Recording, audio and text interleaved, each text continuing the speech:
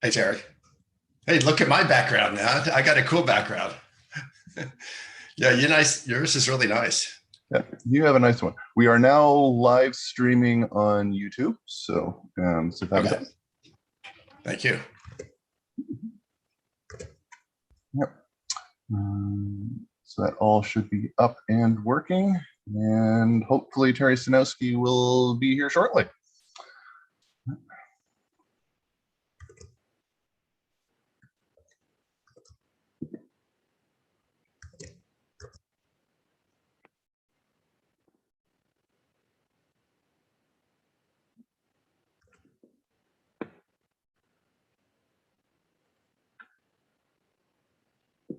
Sorry, muted.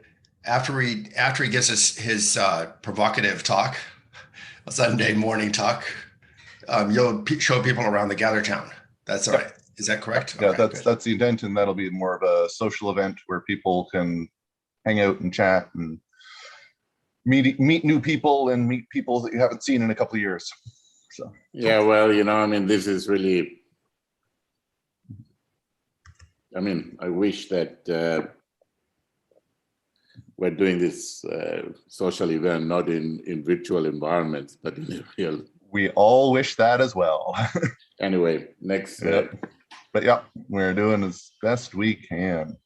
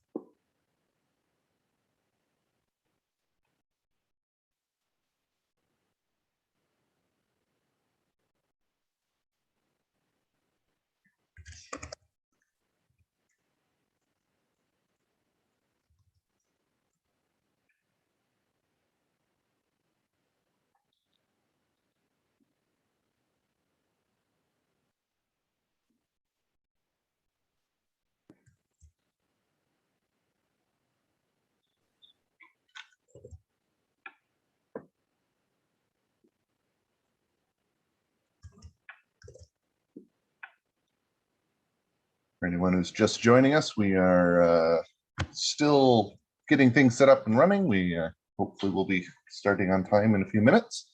But until then, sit down and relax and enjoy Sunday morning or Sunday afternoon or whatever it is where you currently are.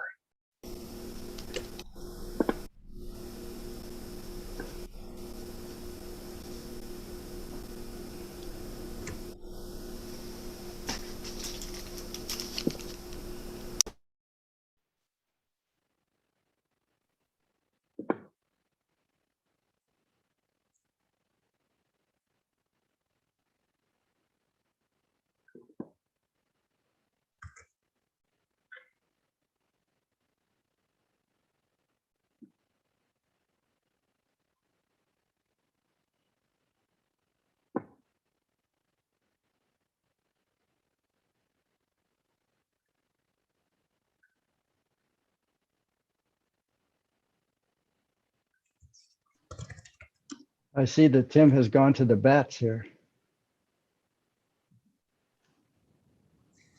What was that, Steve? Hey. Hey, Timmer. Tim's going to the bats there for a while.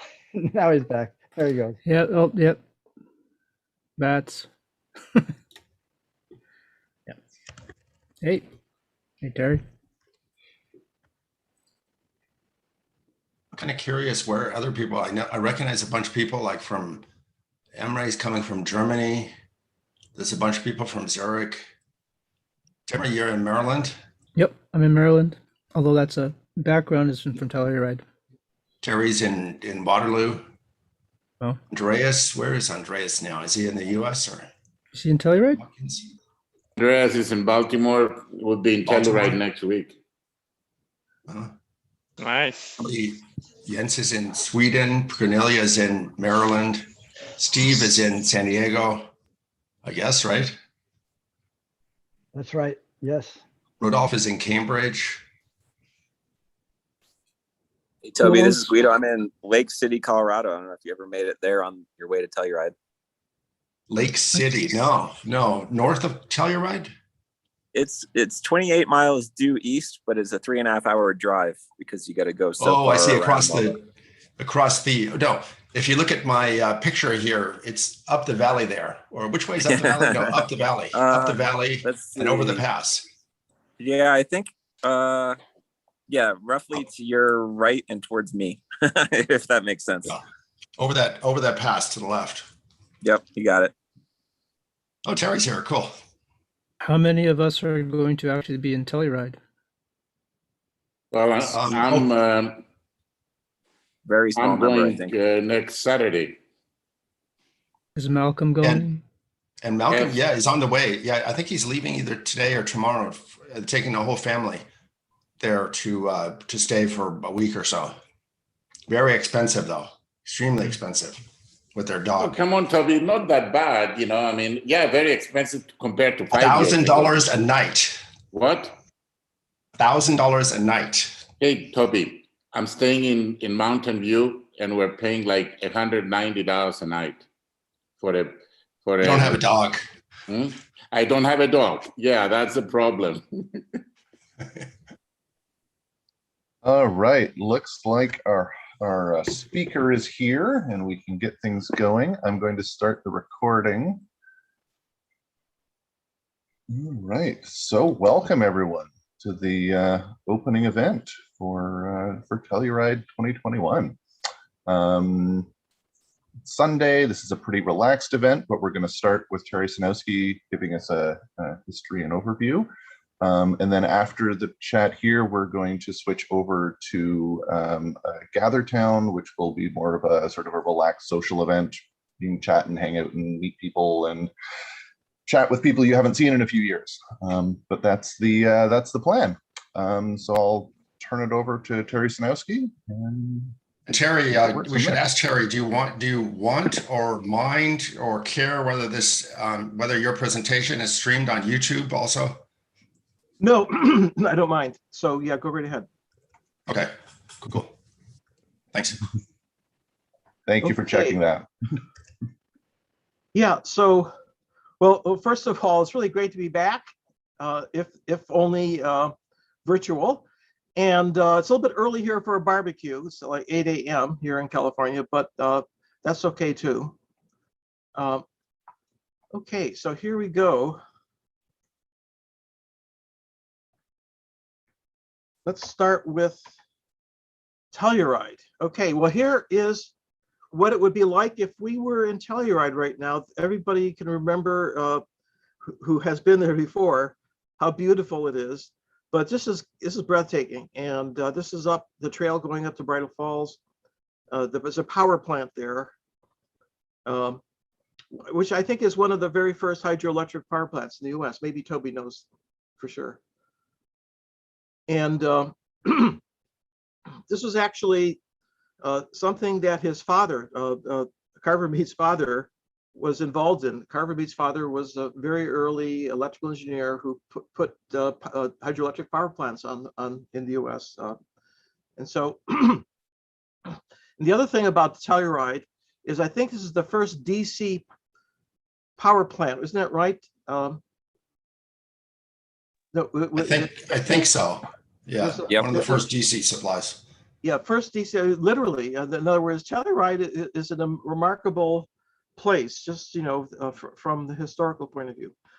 But in any case, this is going to be an origin story, and I'm going to be telling you stories that were really, for us, part of our youth. But also, I hope that I'll give you a little perspective on where I think the field is heading, and where it is today and where it's heading. So I want to first tell you a story. I first met Carver Mead back in the early 80s. I think it was like 84, at a small workshop. This was a series of workshops that we had this summer. We were called the Connectionists back then. And Jeff Hinton had organized it. And it was at a small resort outside of Pittsburgh. And we were in the basement, and it was a room, small room. And Carver was legendary back then. He had already figured out that that there was a lot of room at the bottom with regard to the size of the lines on chips. And I'm showing here on the right. I'm showing you on the right this is from let's see, it's vintage 1980 MOSTEC 16K DRAM, but you can see the line widths are like 10 microns.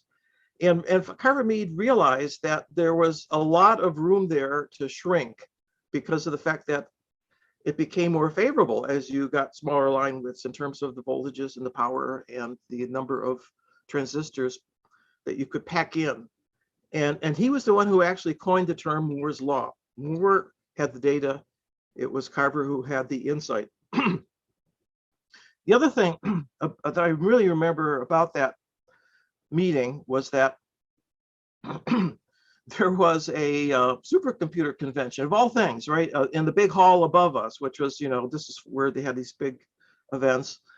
And so, I went up with him and we kind of toured it, and, Cray, control data, Burroughs. I mean, these were literally $10 million computers that by today's standards were like, 100 megaflops. And I remember him saying to me that they don't know it yet, but they're already extinct. And I said, Carver, what do you mean extinct? And he said, well, the minis are going to eat their lunch. The microprocessors are going to eat their lunch. And at the time, microprocessors were like in hobby machines, right? They were very very, in terms of the number of transistors and the number of flops and so forth. And he said no. He said that they're going to scale up, and eventually they're going to take over. And I scratched my head. I knew he was very famous and a visionary, but my goodness, looking back, he saw the future. And really, that's what this talk's all about. It's back to the future. Looking at the world from through his eyes. Now, big turning point then was in 1989 when he published his book now that is a classic, Analog VLSI Neural Systems. And this really, for many of us brought together this idea that there was a lot of similarity between the biophysics of neurons and synapses and the nonlinear characteristics of silicon and transistors, and really this was brought home in his group. This is an early photo. You can see Shishi here on the left, and Andreas and many others. This is kind of the founding group at Caltech, and included Misha Mahowald, you'll be hearing more about later. And in fact, it was at this meeting at Pittsburgh that I heard for the first time about the silicon retina, which really, was astonishing, absolutely astonishing. And this, in fact, was her one of her projects as a graduate student. Having been an undergraduate in biology at Caltech, she continued on in Carver's lab and built the first silicon retina. And I think the first silicon stereo system, actually, with 2 of the retinas. So this came really to a head here at the cover of Nature in 1991, which was a really quite remarkable. By this time, Misha had moved to Zurich with Rodney Douglas, who was the founder with Kevin Martin of the Institute for Neuroinformatics in Zurich. And this article was about how not only could you create neural-like structures in silicon, but you can actually simulate Hodgkin-Huxley models of neurons. And this was, again, a real step forward, because it meant that that silicon was very expressive when you ran it near threshold in analog mode. Now, how did we get to Telluride? And I can trace that to a kind of a little mini workshop that we had back in Idlewild, which is in the mountains outside of east of San Diego. And this is a beautiful location, a very small little town. And you can tell from the direction signs here that it's also very popular with the rock climbers, Suicide Rock. And then if you wanted to go to the top of the mountain, you can do that too, Mount San Jacinto, that overlooks Palm Springs. So I'm going to play for you a little clip. Let's see if I can find the right place. I think it's 48. And this is this was actually not so much a workshop as a very in-depth discussion about where to go. Let me actually get the right 4805. Let me tell you the background. The background was 1993. Carver at this point was, I think, had planted the seeds, but really now the first generation was moving out, getting their own jobs, and the question was, where do we want to go as a group? We want to stay together, we want to get together, we want to push the field forward, and there were a lot of technical decisions that had to be made about how do chips communicate with each other, what's the right kind of framework for growth, for scaling up, for taking on more complex problems. And so here is the group in one of the condos there, and here's people that you can, Raul and others, but I'm gonna play a small clip with Misha up there talking about how to communicate, how chips can communicate with each other, which at the time was very controversial. And also you'll see the whole concept of analog versus digital, which we still debate.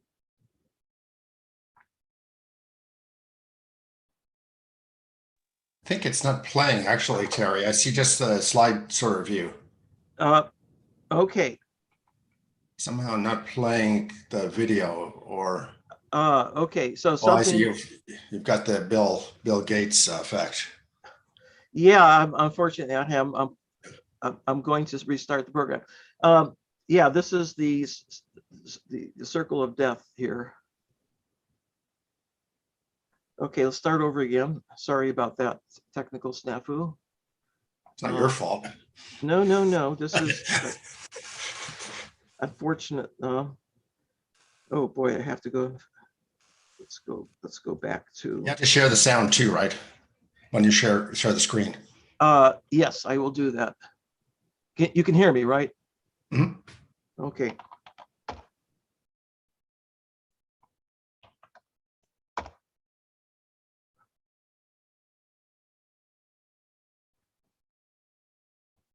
Yeah, this little group that we had a huge impression on me, and you'll see why.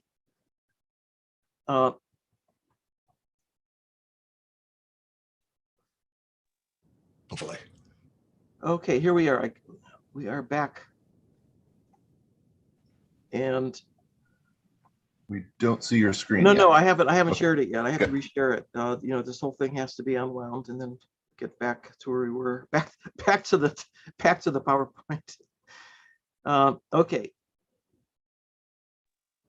Perfect illustration of what drew Quebena to neuromorphic engineering was the fragility of this digital computation. Well, Just one bit he was, wrong. so Kwabena was also a prophet in his own time. Oh boy. Okay, so let's. There we go. We're getting closer.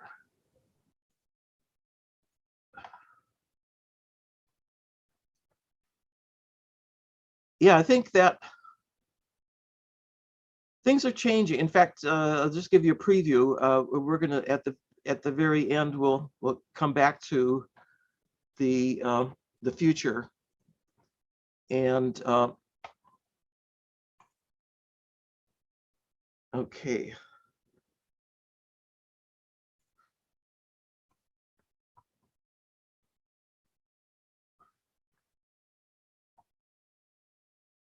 Oh, here we are. Yeah, I'm slowly making it. Okay, share screen. Ah, we got it. We got it. Okay.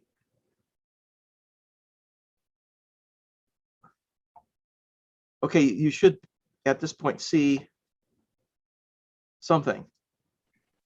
We've got your list of slides, and Okay. now it's up. Yep. Okay, okay. Okay, so so I gave you the background. Let's just jump right in and see where this takes us.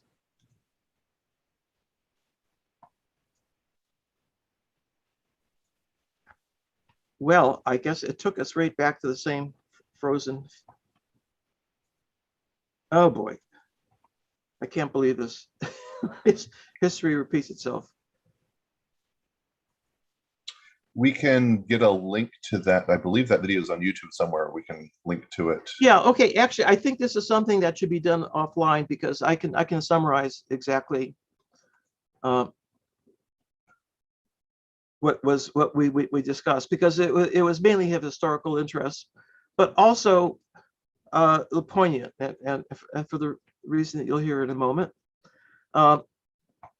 Okay, so here we go. This is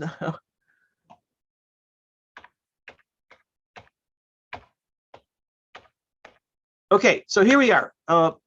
So we're 1993. We decided in 1993 that we wanted to start a workshop, and very conveniently, the NSF asked Christoph Koch, me, and Rodney Douglas to organize one of their workshops, which was to help prepare and put a proposal together for a workshop, which we did. And the first one was held in 1994. Now, we could have gone anywhere we wanted. We wanted, looked at Aspen, and Tobi mentioned the cost. Aspen was way out of our league. There's a physics workshop there, which met every summer, and the real estate was, in terms of condos, was really sky high in the summer. So someone told us that Telluride had just as a beautiful location up in the mountains, and so here we decided. In fact, I don't know if anybody actually went and scouted it out, but we eventually, decided to come to Telluride, and this is the first workshop, 1994, and you can see it was held at the local high school, which has since become the elementary school, as they built a new high school. And looking at these faces, these could very well be the graduating class of the high school in 1994. It was, so here's Rodney Douglas and Misha, and here's Christoph Koch, Dana Ballard, Tobi. I think this is you back there. Many these really these were people at the beginning of their careers, and many of them are now leaders and directors in the field. So this was a typical day. We would get up in the morning. There was breakfast. There would be talks in the morning, 2 talks, and then in the afternoon there would be area topics which would meet just like they are here. And then in the afternoons there was a break for outdoor activities and for people just to get together. And it was actually a time during which a lot of ideas occurred, where people talked and where things happened. In the evenings, people would come back. There might be a lecture. People would work on their projects. And for the first week, it was primarily to get things in place, tutorials. In the second week, I organized a daily talk on the neuroscience perspective. And then the high point was a tequila party that Tobi organized at the local church, of all places. And then No, it wasn't me. It wasn't me. Remember, it was Jörg Kramer and Elizabeth Takika. Oh my goodness. And it was Jörg Kramer, the late Jörg Kramer, the fantastic skier who lived in Hollywood with his Ford Mustang and was an aficionado of many things, including tequila. Wow. So we made a big tequila collection, very carefully listed out brands and price and so on. And then there was a rating of that at the party. Yeah, it was very well organized, and everything is organized at Telluride. But there's a lot of the informal part was I think where people really, as you'll see, they worked hard, they partied hard. And then the high point, of course, were the projects, and then at the very end there was a banquet where presentations were made, and I won't tell you what the prizes were for. Okay, now I want to give you for those who've never been a sense for a feeling for what it was like to be up in a workshop while people were working. Okay, and let me tell you that I said that people worked very intensively. You can see how fast they worked. And I attribute this to the fact that it's at 8,700 feet, which means the air is a lot thinner, so people can move a lot faster. So here they are. This is it, And by the way, we brought truckloads of computers and chips and equipment, and it was all trucked in from at the beginning from Caltech, but I think later it came from the East Coast as well. And of course, Tobi is showing us how to play poker, and he's continued this tradition. I think it's still going, Tobi, isn't that right? Definitely still going. If we were there, in fact, after your talk, there is a poker table. It's not quite the same, but there's a poker table or two poker tables in the Gather Town. Terry Stewart will show us the poker tables. Okay. So this is. But unfortunately, we don't have the tequila, and there's no risk of the police coming and shutting us down for being too loud. The good news is this will be a less expensive lesson in poker than usual. Exactly. Yes, Tobi plays very well. Okay. So not only does he play well, but I want to give you one example of a project. And so Tobi and his group developed the dynamic vision sensor, which was loosely inspired by the retina. So in the retina, there are these on-center cells and off-center cells. The on-center cells produce a spike when the light increments in the center, and the off-center cells produces a spike when the cell increments, the light decrements by a certain threshold. And so that's exactly what this camera has. It has it's an analog VLSI chip, which has two outputs for every pixel. One which was an increment when the intensity was increasing, and then the other which gave you a pulse when it decreased. And so that Tobi had designed this. He had brought chips up to Telluride, and here's the project. And this is the kind of a project, a very successful project. What the idea is, you put a DVS up, and you have this is a paint stick that you'll see, and you have a little servo motor. And the idea is, running off of a laptop, the DVS camera has to track a ball, and it has to position the goalie, this arm, in order to deflect the ball. So let's see how well it does. So this is a demo of the laser goalie. Right now the laser goalie is sleeping. If I shoot, it'll wake up, and you notice that the laser beam actually tracks the ball as it's coming in. You can shoot quite hard here. The goalie should still block the ball. Controlling the arm and the 2-axis laser pan tilt, and it turns the laser beam on and off, and it's all powered from USB. Okay, it turns out Tobi never got a shot in. So I have to tell, since you're there, I have to tell a little story about this laser goalie. Okay, Go back to that and just leave it still. okay. Okay. So I really like this first laser goalie. You see that box there? That's just like a plastic box bought from the hardware store. And you see that stick there, that is literally a paint stirring stick that you buy from the hardware store. Telluride is great because there's a real hardware store where you can buy real hardware. So you can buy all this kind of stuff here and, you know, hot glue it together. A very important thing, I like these clamps and hot glue guns.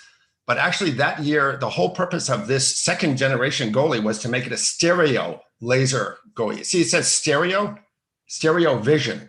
There's actually 2 DVS cameras there. You can't quite see them very clearly, but the idea was by using stereo disparity, you could block the goal even when it was bouncing towards the goal, right? Not just rolling, but bouncing. So the idea was that using stereo vision, the arm would tilt up and down. This little hand would tilt up in the air and block the balls going through the air. And that actually was kind of working, but in the end, my demo failed completely. And do you know why? It's very interesting. Because you had 2 retinas and you had to merge together the events from those 2 retinas, it turned out that after they were plugged in for a long time, the timestamps of the 2 events became out of synchrony. So one retina was literally behind the other one in time by like tens of milliseconds. And that caused the motion stereo effect. In other words, it made the wrong disparity judgment because the 2 retina spike inputs were coming at different times. I finally figured that out, but it was after the demo didn't work. Tobi, the helicopter on Mars suffered from the exact same problem with its navigation camera recently. So this is not a solved problem yet today. Oh, you're kidding. Yeah. Wow. Yeah, that's a true story. That's why that demo never worked. Because after you left it plugged in for a while, because the retinas were not electrically synchronized with each other, they relied on their own internal clock, and that clock had a little bit of drift. And so after some time, it would go out of sync. So this is why the brain actually does stereo by comparing spikes that are coming up in real time. You know, there's no clock, there's no timestamp. It's just the spikes arrive, and it's this disparity between the spikes, both spatially and temporally, that is computed. Okay, I hadn't appreciated both the complexity of the particular demo, but also the lesson you learned. Okay, very briefly, it was a 3-week event. It was extremely, as I said, jam-packed with things happening. Why is it? Okay, why is it that you remember when you were young and summers you got out of school and it seemed like it was endless summer of things happening and things going on and experiences you had, but now summer just seems to disappear almost instantaneously. Suddenly it's June and the next thing you know it's September. Why is that?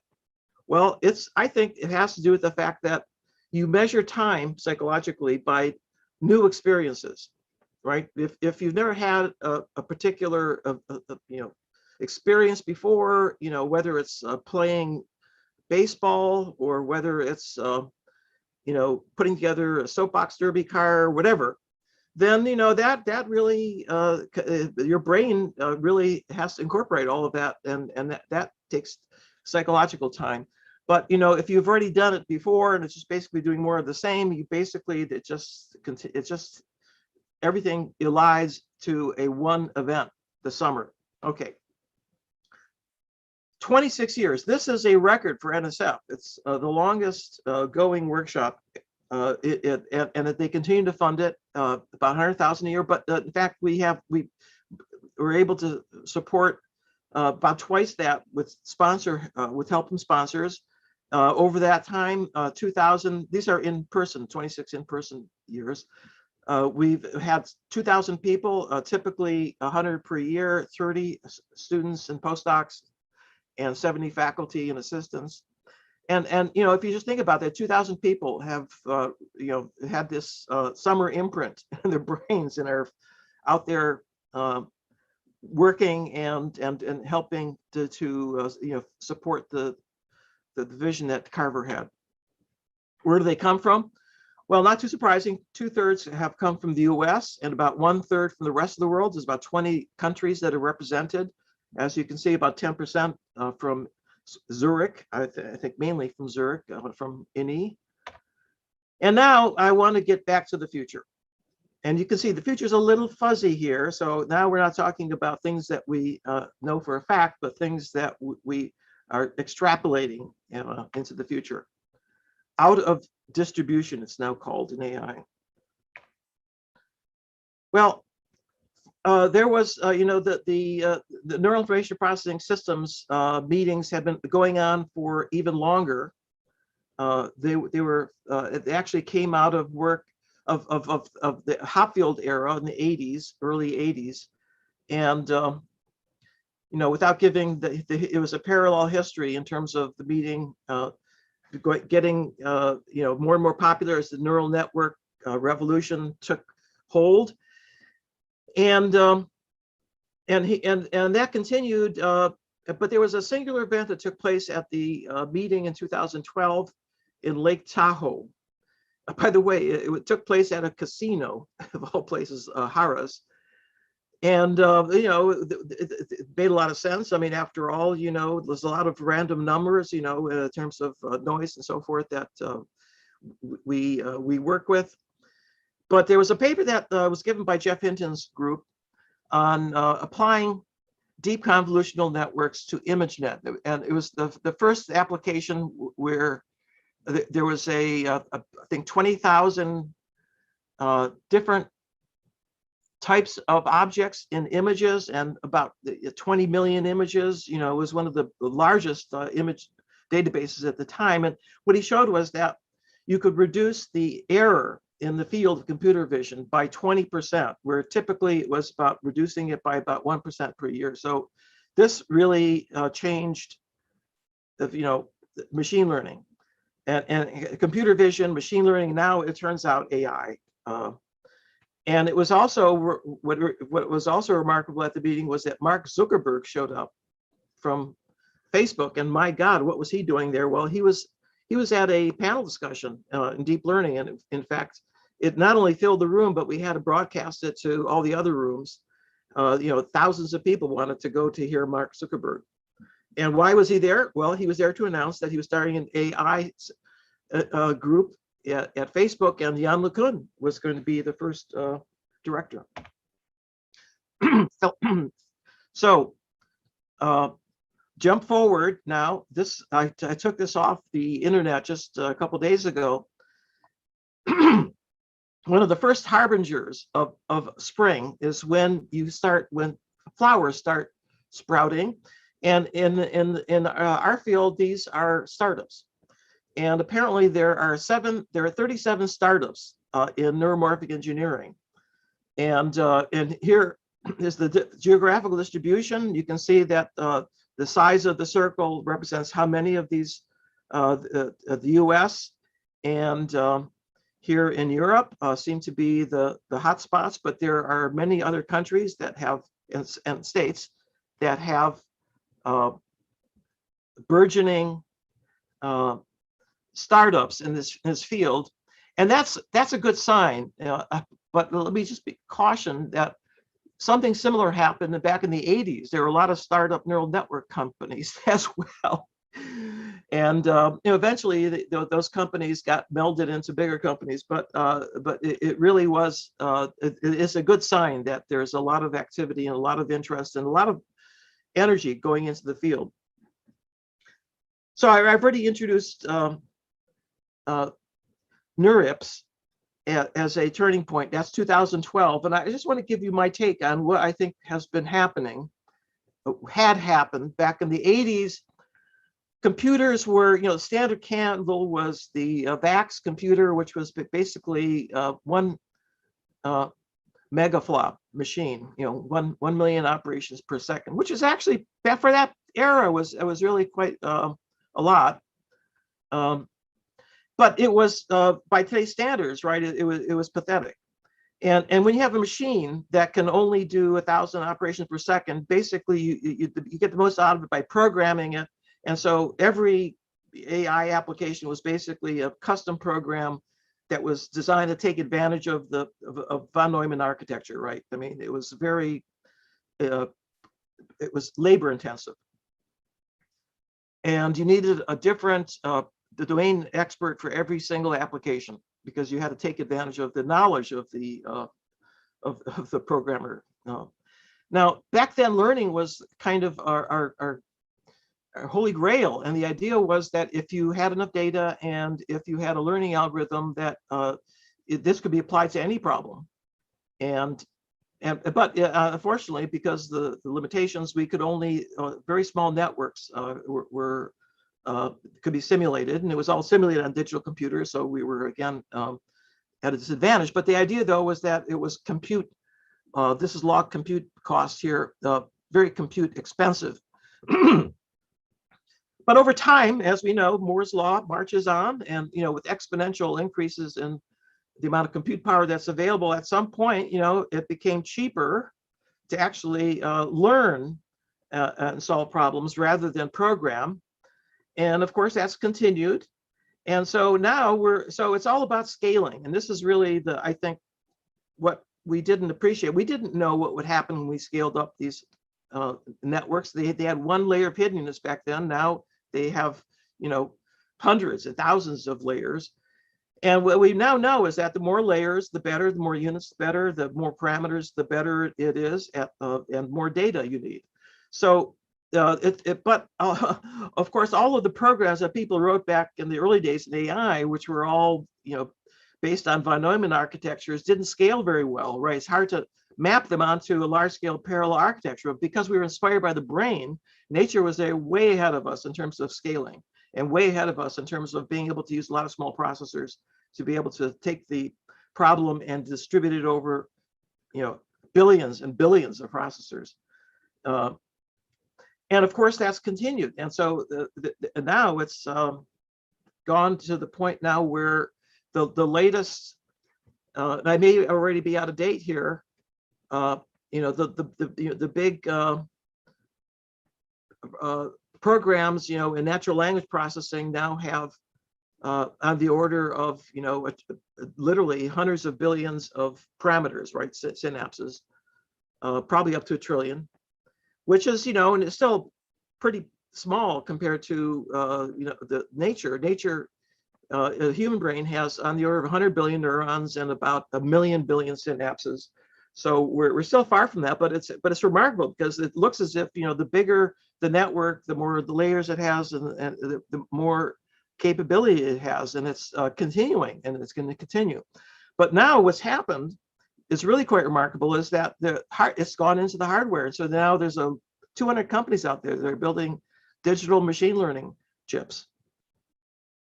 And of course, actually the tensor processing unit, TPUs, Google announced the 4th generation, and now it's like each chip is 100 teraflops or something like that. I mean, it's astonishing. It's astonishing what's happening.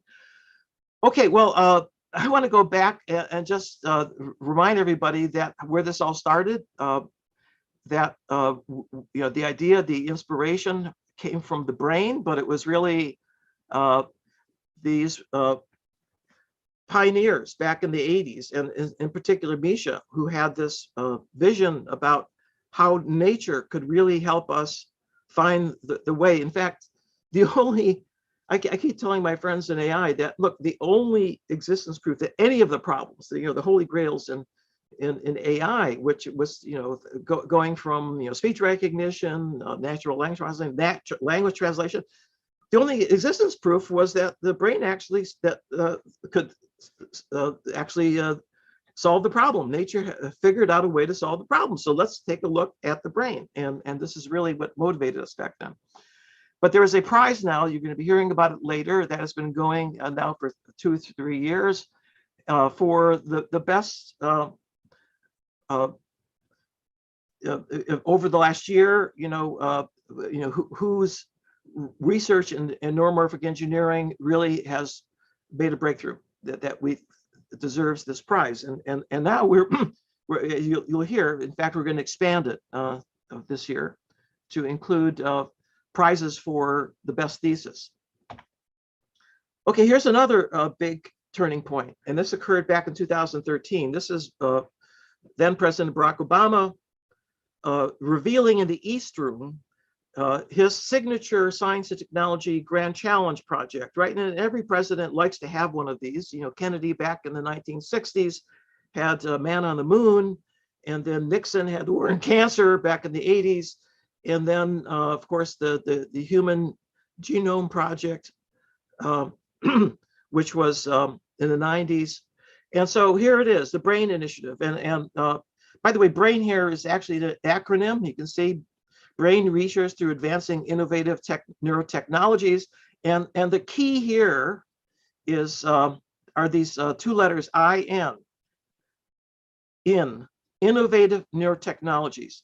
And what made this different from all other previous projects that came out of NIH at the time was the fact that it was going to be focused on engineering, developing new technologies. And all the proposals in the first 5 years were really meant for teams of engineers and neuroscientists to work together to improve the number of neurons you can record from, improve the our ability to work out wiring diagrams, our ability to stimulate neurons with new technologies. Now, I was in the audience here. This is in the East Room. And it was really quite remarkable because it wasn't just NIH. It was NSF, DARPA, and a lot of other agencies, actually. And now the Department of Energy is jumping in, and the FDA in terms of implants for humans. So this is really, really was a turning point. And I was in a committee of 15 that developed the actual guidelines for the BRAIN Initiative at NIH. And it was the first time anybody had ever asked me to write a grant proposal for a $5 billion grant. And you have to think out of the box because you can't just do the next increment. You have to think, what could you possibly accomplish with $5 billion? How would you do it? And so, but we had to have milestones. We had to have, you know, real definite projects that, you know, that we could quantify how the progress that was being made. And actually, and it was pretty clear that the hardware was going to be the key for being able to advance and accelerate research on the brain. And we passed the halfway point a couple of years ago, and remarkably, when you know they did an assessment of the progress, we were actually ahead of what we predicted, which is very rare. Usually, you don't do as much as you predict when you're actually starting out and you have a bunch of specific aims, but actually it has been transformative. And now it's possible to record from 1 million neurons at the same time in the brain, in vivo, during behavior. It's really, everything has changed. Okay, I just want to advertise that in the neuromodulation group, I'm going to give a talk because one of the beauties of the brain in the neuromorphic era is that we can take advantage. We can now look into the brain and see, well, how has the brain, do they have other secrets, other ways that you can accelerate, access, improve the performance of these architectures?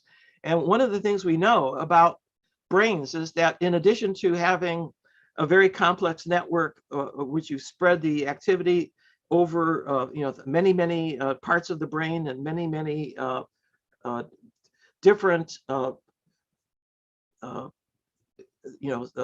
different types of networks in different parts of the brain. It's also possible to reconfigure a single area of the brain using neuromodulators. And there are going to be talks by Eve Marder, who is a pioneer studying the stomatic gastric ganglion of the lobster, where she pioneered a lot of the mechanisms underlying neuromodulation, where it's possible to, with neuromodulators, to completely take a fixed network, in terms of the wiring diagram, reconfigure it to do something completely different in terms of the different types of central pattern generator rhythms that comes out of it, and modulate it very subtly, depending on the conditions in the environment, the food coming in. And so I'm going to tell you about a project that we just recently submitted for publication. It's on the bioRxiv, in which we showed that if you take a single fixed network and then change the strengths of all the synapses by a single multiplicative factor, it's possible to train a single network to do two completely different tasks, to switch between two tasks depending on the state of neuromodulation. And this is just the beginning. This is the starting point. And so with basically we now know with this is now using learning algorithms now that came out of the modern era. It's possible to actually understand the basic principles underlying neuromodulation and how to take advantage of them for being able to take a single network, reconfigure it very, very rapidly, not retraining, but just take it and switch back and forth between two different modes so that you can do, for the same input, you can do two different things. But Terry, what's that analogous to for AI? Attention Okay, networks, or what is it? No. What would we call it? Okay, here's what it means. What it means. Okay, this is what the implication is that you could why use one network for one function, right? Like recognizing objects. Okay. So what you could do is, depending on the context, you could switch a neuromodulator in during the learning process and be able to use it to redirect the activity so that for the very same input, you're going to have a different output. So that means that it's going to be context sensitive behavior.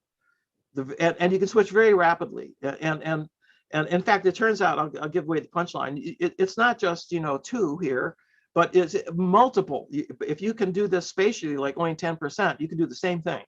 You only need to change 10% of the weights. And it's all done with a scalar signal, which says increase the strength of the weights by 50%. Right. We're not talking here about individual weights changing differently. It's just that, the whole group of weights increase by 50% or decrease by 50%. And now the very same network with these modified strengths can do something completely different. Okay, that's what the punchline is. Okay. In ending, I just want to take you back to a moment in history. I told you I was in the East Room, and just before the announcement, by the way, it was very secretive. I was told that I was invited to the White House. It didn't tell me what it was for.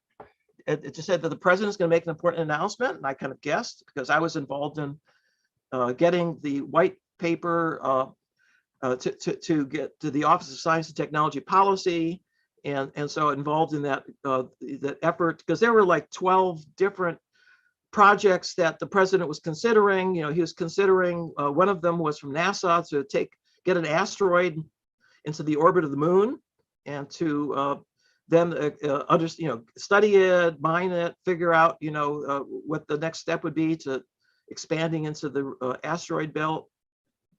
Very ambitious, very inspiring. And then the Department of Energy, of course, decided that if we had a better battery, everything would be better. And of course, they were right too, because look what the batteries have done. Electric scooters, electric cars, it's really, batteries are really shifting the balance of, from big power plants to local power generation and storage. In any case, the president picked, as I discovered, was going to pick our project. Now, what happened was we were milling around in outside the East Room and talking to each other and scratching our heads. And this big burly guy came up to me with a little curlicue in his ear and said, "Are you Terry Sejnowski?" And I said, "Yes." And he said, "Come with me." I said, "Oh my God, the gig's up. He's probably heard about my past and he's gonna realize that I'm a security risk." And we went up to the wall. He pressed a button, the wall opened. And I walked into this room, and I see my friends here, right? So who is this? This is Bill Newsom here. Bill Newsom was actually the chair of this NIH advisory committee to the director of NIH, Francis Collins, who's standing right next to him. This is Myung Chun, who was the science director of the Kavli Institute, and here's Bob Kahn, who is the president of the Kavli Foundation, that was actually responsible for the putting together the white paper and then getting the process started. And as we were milling around, I talked to this woman here who I'd never met before, and we was chit chatting, and I said finally, she introduced herself, Arti Prabhakar, and I said, "Oh, can I ask? I'm sorry, what do you do?" And she said, "Oh, I'm the director of DARPA. And I said, whoa. And so we actually hit it off, and she actually came and visited me subsequently, the next year. We had a great discussion. But in any case, as I was standing there talking with her, someone comes up behind me and taps me on my shoulder. And I turn around.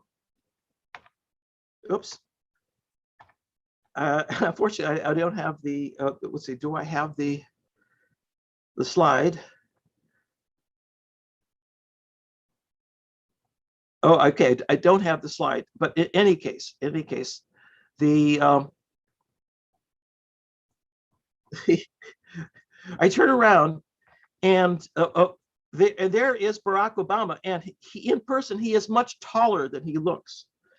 And, he's towering over me, and he puts out his hand. And I was so thunderstruck that I had not prepared even to introduce myself. So all I did was I saluted to him, literally, and said, "Thank you, Mr. President." and so I'll end it here, and thank you. Good story.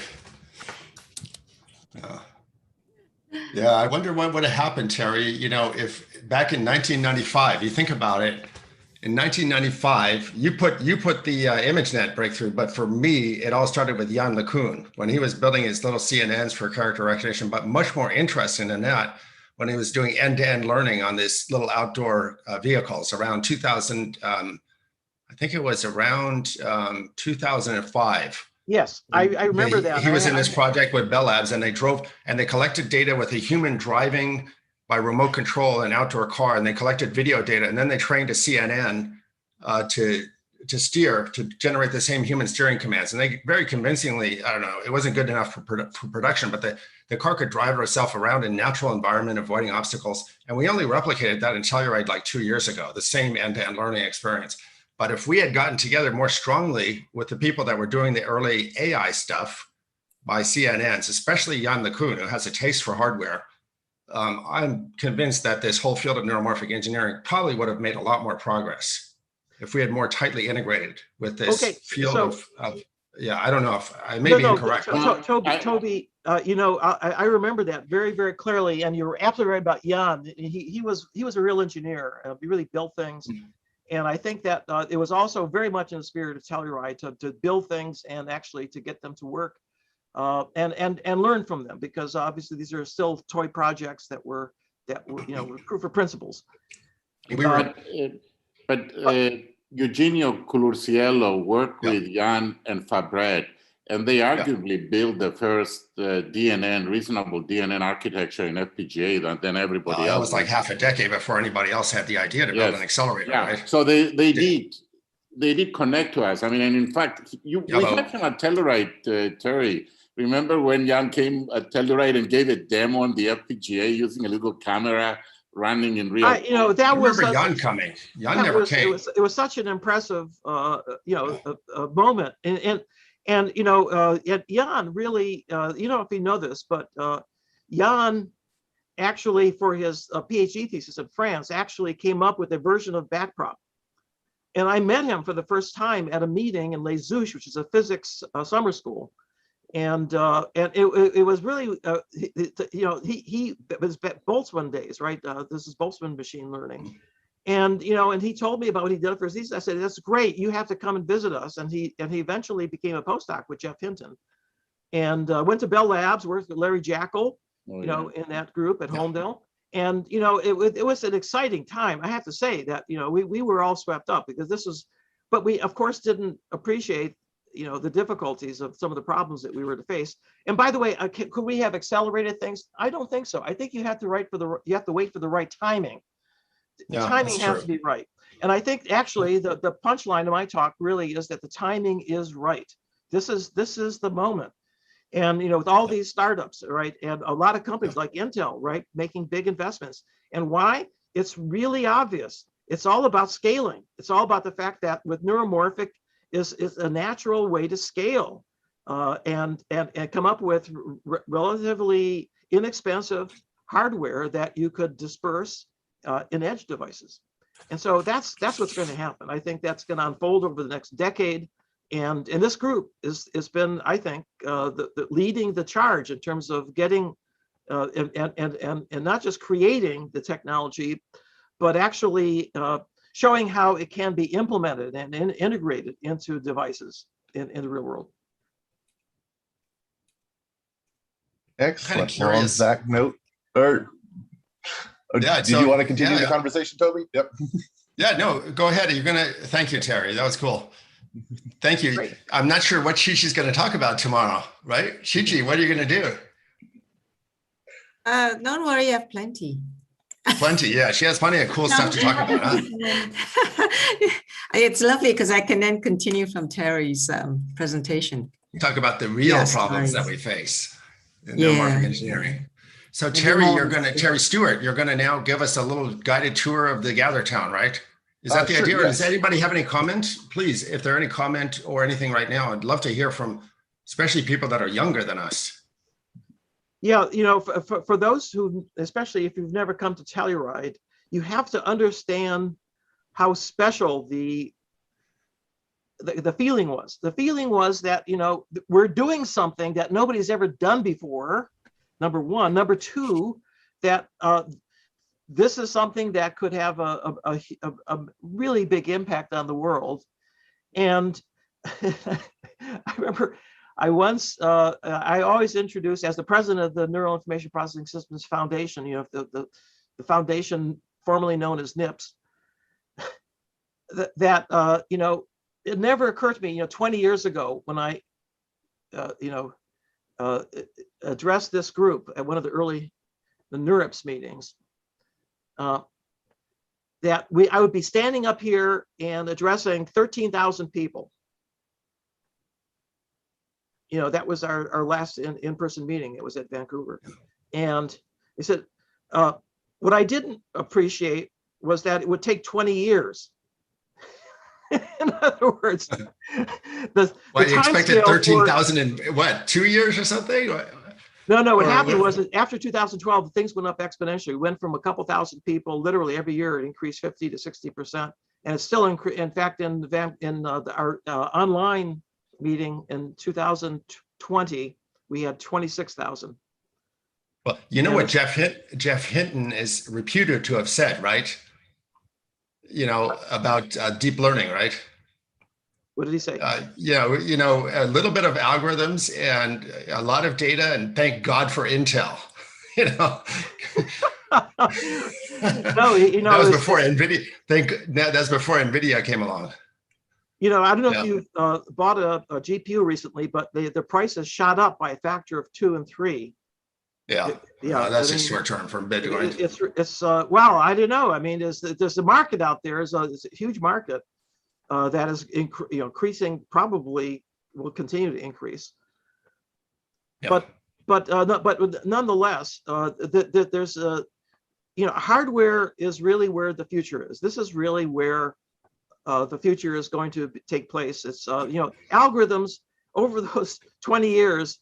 Algorithms incrementally improved, right? They got better and better. We get better ideas for how to, you know, the vanishing gradient problem. All these problems were solved, but it wasn't until the hardware came along that actually could implement it and allow us to really run big networks that that it had this huge impact on commercial things. You know, that now, you know, literally, you know, speech recognition, right? I mean, it's, you talk into your iPhone and, you know, or, you know, your Android, and you know, it's pretty good. It's getting better, right? This is really, it's just something. By the way, okay, this is another slide I took out. Do you remember Star Trek? The universal language translator, right? It was, you know, Captain Kirk holds up this little, like, looks like a silver microphone, and he talks into it, and it gets translated into any language that you want. We have it now. We actually have it. You can talk into your cell phone and we'll translate it into Chinese. And I've done this. I was in China and I ordered a ham sandwich this way, and I actually got it. You know, this is like we're living in a you know, science fiction era now. This is what was science fiction now is real. Cool. Well, I guess people are a bit shy about expressing their opinion here in this big crowd, but maybe we can go to the gather town. Does that make sense? Good. Yep. Thank you so much. Let me just ask you Terry. a question. How many people could just ask a question? You know, on the participants tab of Zoom, you can say yes or no. How many people have used GatherTown before? Can you vote yes if you've used GatherTown before? You know how you have these little buttons at the bottom? Yes, no, go slower, go faster. By the way, we should use those. Go faster and slower for the speakers. So nobody's used GatherTown, right? Yeah, a couple of people used it. Okay, so we can count on most people not have used it. Sounds good. So what I will just quickly do, so there is, the link has been sent out to people. So you should be able to just go to the webpage. I'm going to go to it right now and share my screen just so people know what to expect. The intent is it's a space where we can wander around and meet in small groups and just run into people and have the smaller conversations that it's harder to have in this giant group of, what have we got here, 53 people. The link is actually on the Slack, but I'll put it here on the chat. I'll put the GatherTown link here on the chat. And I suppose we should, I'm going to stop the live streaming to YouTube and end the recording as well, so we'll see that.